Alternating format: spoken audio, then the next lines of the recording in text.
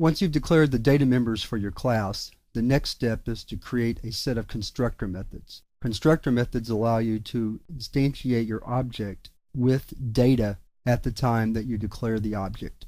The way you write a constructor method is start with the keyword public, followed by the name of the class. Constructor methods always have the name of the class, followed by the parameters that you want. So for example, if I want to set a time object with hours, minutes, and seconds, then I'm going to have 3 parameters for hours, minutes, and seconds.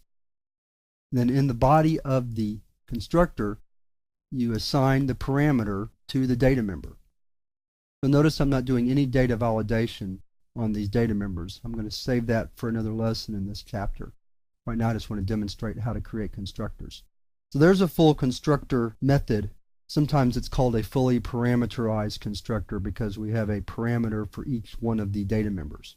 To use that constructor in the main program, we'll use the data type time, followed by the name of our object, followed by the assignment operator, the keyword new, which lets the compiler know that you're calling the constructor, followed by the name of the class, and then the arguments, just like so.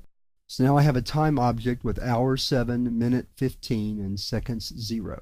You can have multiple constructors in a class definition. So for example, if I wanted to only set the hours and minutes of a time object, I would create a constructor with 2 parameters, one for the hour, one for the minutes, and then I would just set the seconds to a default value such as 0. So I can call the constructor like this. And now I have 2 time objects, one set to 7:15, one set to 8. I can have a third constructor with just one of the parameters set. And here you'd have to decide if you wanted it to be hours or minutes. We'll say hours. Minutes equals 0 and seconds equals 0. One of the things you want to do with your class design is make your class as flexible as possible. So you want to have as many constructor methods as you think the user will need in working with your class. Remember, when you think about designing a class, think about not only how you would use it, but how other people would use it also. And then finally, we can write something called a default constructor. The default constructor takes no arguments and sets the parameters to a default value for the data type. So for hours, minutes, and seconds, that default value would be 0 since they're all integers, and 0 is the default value for integers.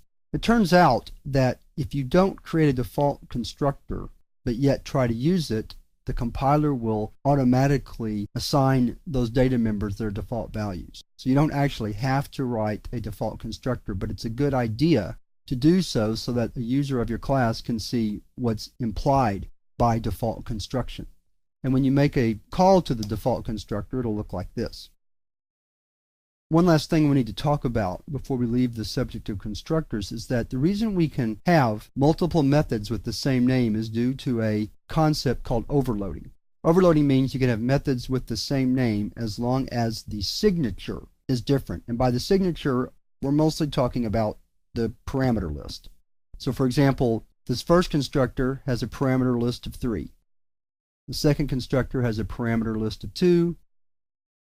The third constructor has a parameter list of 1, and the last constructor, the default constructor, has a parameter list of 0. The compiler can keep this straight because when you make the call to the constructor, it sees 3 arguments, so it knows to go find the constructor with 3 parameters, like so. So overloading is an important concept in object-oriented programming, and it allows you to have extreme flexibility in being able to use method names over and over again as long as you modify the parameter list. That's about all there is to say now about constructors, so let's move on to the next lesson where we talk about how to retrieve data from our class using what are called property methods.